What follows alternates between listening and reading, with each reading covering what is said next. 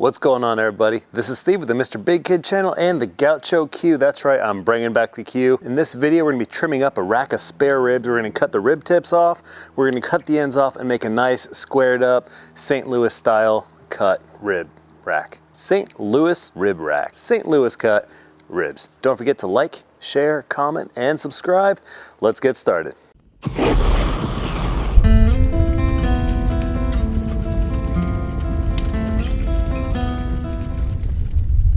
Well, I just trimmed an entire rack and I was just gonna do one, but I forgot to hit the record button. So we're gonna start over again.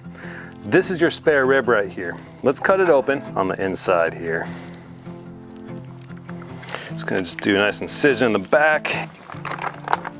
Let's look at it real fast. Right here is this flap. It's got some meat on it, but it's mostly membrane and fat. So we're gonna cut this off completely, this flap right here. And then right here, you can see where this membrane is. This is where your ribs are. And then right here is your rib tips. So we're gonna cut the rib tips off. And then we're gonna basically carve a nice rack out of these. So let's get started and trim this off. To the bone, you're gonna cut through some membrane, but that's okay, because I think we're gonna peel that membrane off anyways. There you go. Now kind of finding where your ribs end. So right here, I can feel the ribs end about here, right? So we want to go straight. We're going to keep this lined up with the edge of the cutting board so we get a little orientation of where the ribs are. And I'm going to cut about right here, I think. We want to kind of cut through that cartilage on the rib cap. We want to cut it straight across all the way that way.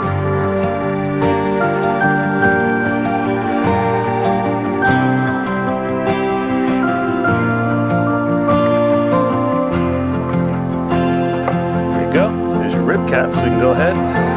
We're gonna put this in the good meat pile. You can still cook that rib tip. Let's get this membrane off because this is a really thick, nasty membrane. The trick is getting a piece of that membrane pulled up so you can grab it with a paper towel.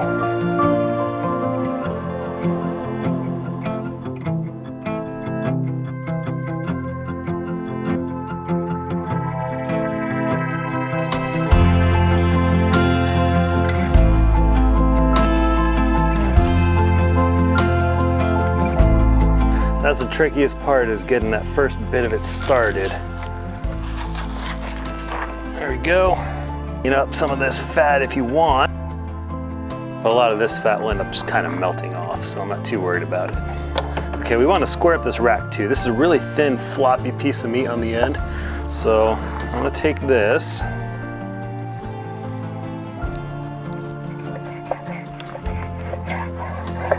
Straight there. Good piece of meat, so we're gonna keep that. But check that out. That's a pretty decent looking little rib rack right there. Silver skin.